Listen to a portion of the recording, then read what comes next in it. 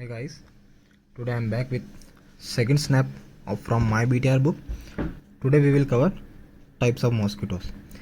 Types of mosquitoes पढ़ना बहुत ज़रूरी है. इससे जो क्वेश्चंस आते हैं बहुत एग्जैक्ट आते हैं. सभी लोगों को लगता है कि टाइप्स ऑफ मॉस्किटोज से क्वेश्चंस तो आसानी से सॉल्व कर लेंगे. डिजीज़ से आएंगे तो आप ज़रूर सॉल्व कर लोगे, लेकिन अगर एग्जैक्ट क्वेश्चंस आए तो बहुत सारे लोग सॉल्व नहीं कर पाते. टाइप्स ऑफ मॉस्किटोज पढ़ना बहुत ज़रूरी है बिकॉज इससे एग्जैक्ट क्वेश्चन पूछते हैं.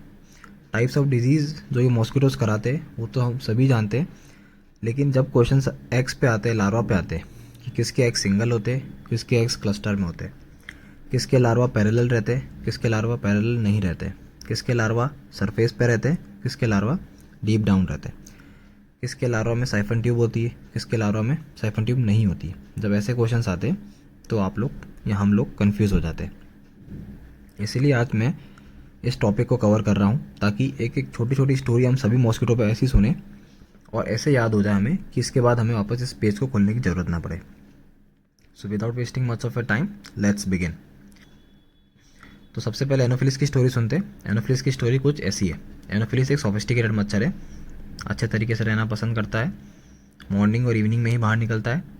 जब भी बाहर आएगा, हमारे सामने आएगा तो एक सर झुका के बैठेगा और इतना सोफिस्टिकेटेड है कि इसकी बाइट भी पता नहीं चलेगी. पेनलेस बाइट करता है.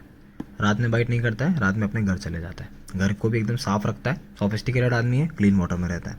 वहाँ पे भी सिर्फ ऊपर ऊपर सरफेस पे ही बोटिंग करता है. डीप डाइविंग पसंद नहीं करता है और सोफिस्टिकेटेड है, इसलिए घर से ज़्यादा दूर भी नहीं जाता है. एक वेल डिफाइंड रेंज में ही रहता है. इस स्टोरी से हमें क्या याद हुआ? सोफिस्टिकेटेड है, अच्छे तरीके से रहना पसंद करता है, यानी स्पॉटेड विंग्स होते हैं. बाइट इसकी मॉर्निंग और इवनिंग में ही होती है, नाइट में बाहर नहीं निकलता है. हमारे सामने जब भी आता है सर झुका के बैठता है, यानी एडल्ट इसका एंगल पे बैठता है. इतना सोफिस्टिकेटेड है कि पेनलेस बाइट करता है. साफ घर में रहता है, मतलब क्लीन वाटर में रहता है. वेल डिफाइंड रेंज में रहता है, मतलब 5 किलोमीटर की रेंज में रहता है.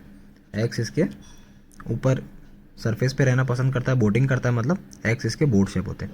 सरफेस पे रहता है, इसलिए लेटरल फ्लोट्स होते हैं फ्लोटिंग करने के लिए. लार्वा इसका ज़्यादा डीप डाइविंग नहीं पसंद करता है, मतलब larva near to surface of water ही रहता है और इसलिए कोई साइफन ट्यूब नहीं होती.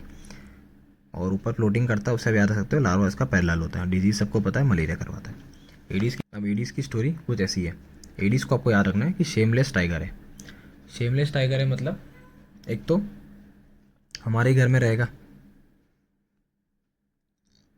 हमारे ही सामने सिगार पिएगा, हमारे ही सामने टाइगर की तरह बैठेगा एकदम पैरेलल, और हम ही को काट के हमारे ही घर के वाटर कलेक्शन में जाके छुप जाएगा डीप में, ताकि हम इसको आइडेंटिफाई ना कर सके.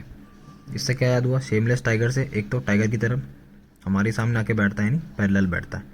टाइगर की तरह स्ट्राइप्स है इसकी बॉडी और लेग्स पे. बॉडी पे बहुत सारे मॉस्किटो के होते हैं, लेकिन लेग्स पे स्पेसिफिक एडीज के ही होते हैं.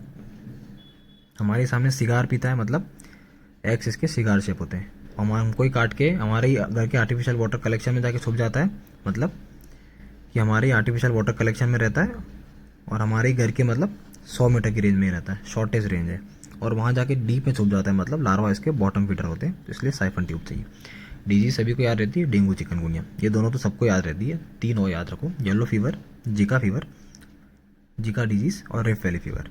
क्यूलेक्स की बात करें तो क्यूलेक्स को आपको ऐसे याद रखना है कि एक न्यूसेंस मॉस्किटो है. न्यूसेंस लोग जैसे होते हैं, जैसे गैंगस्टर्स लोग होते हैं, एक तो सिटी से दूर रहते हैं, डर्टी जगह रहते हैं. उसके बाद मिडनाइट में आते हैं, गैंग में आते हैं, आएंगे अपना बैग भरेंगे और वापस चले जाएंगे, और जहाँ जाएंगे वहाँ पे भी छुप जाएंगे ताकि आइडेंटिफाई ना हो सके. तो इससे क्या याद हुआ? न्यूसेंस मॉस्किटो है, यानी बजिंग मॉस्किटो है. बजिंग कौन करता है? क्यूलेक्स करता है. डर्टी जगह रहता है, यानी डर्टी वाटर में रहता है. सिटी से दूर डर्टी जगह, यानी बहुत दूर रहता है, 10 किलोमीटर दूर. उसकी लॉन्गेस्ट फ्लाइट रेंज होती है. मिडनाइट में आता है, गैंग में आता है, यानी एक्स इसके क्लस्टर्स में होते हैं. मिडनाइट बाइट करता है. अपना बैग लूट लाट में से अपना बैग भरा, यानी हंच बैक. जब बैठता है तो इसे हंच बैक दिखता है. वापस जाके वहीं पे डर्टी वाटर में चला जाता है और बॉटम में छुप जाता है ताकि आइडेंटिफाई ना हो सके, मतलब लार्वा इसका बॉटम फीडर होता है विद साइफन ट्यूब. डिजीज सबको पता है, वचेरिया बैंक्रोप्टाई कराता है, जापानीज एनकेफेलाइटिस कराता है. 2 और याद रखो, वेस्नाइल एनकेफेलाइटिस करवाता है और सेंट लुइस एनकेफेलाइटिस करवाता है. फोर्थ मच्छर है, फोर्थ मॉस्किटो है मानसूनिया. मानसूनिया आपको याद रखना है कि रूरल मॉस्किटो है. बहुत ही ज़मीन से जुड़ा हुआ आदमी है ना, अपनी रूट से जुड़ा हुआ आदमी है. सुबह उठ के व्यायाम करता है और रात में स्टार गेजिंग करता है. और इवनिंग में टहलने निकलता है। तो क्या याद हुआ, मानसून एक तो रूरल मॉस्किटो है, सुबह उठ के व्यायाम करता है यानी स्क्वाटिंग करता है, इवनिंग में टहलता है यानी बाइट इसकी इवनिंग में होती है, रात में स्टार गेजिंग करता है यानी एग्स इसके स्टार शेप होते हैं, और बहुत ही रूट से जुड़ा हुआ आदमी है यानी इसके जो लार्वा है वो अटैच रहते हैं रूट ऑफ प्लांट से। अगर इतना डीप में जो इसके प्लांट है ये बहुत डीप में होते हैं, इनके रूट से अटैच रहेगा तो इसलिए इसको साइफन ट्यूब चाहिए। फ्लाइट इसकी रेंज ज़्यादा नहीं, 2 से 3 किलोमीटर है। डिजीज़ की याद कर लो, ब्रूजिया मलाई करवाता है। और ये सबको पता ही है कि जो रूट्स कौन सी होती है, पिस्टिया प्लांट की होती है। एक चीज़ एक्स्ट्रा बता रहा हूँ वो याद कर लो, मॉस्किटो पे जनरली इनकी लाइफ साइकिल कितने दिन की होती है, किस टेम्परेचर में रहना पसंद करते हैं, वो भी सब पूछा जाता है। PYQ है। तो एक तो ये AC टेम्परेचर जो होता है ना उसी में रहना पसंद करते हैं, 16 से 32 डिग्री। एग से एडल्ट बनने में इसको 1 हफ्ता लगता है ऑलमोस्ट, और एडल्ट फिर जीता है 2 से 3 हफ्ते। टोटल हो गए 3 से 4 हफ्ते इसकी लाइफ में, 8 to 34 डेज याद कर लो।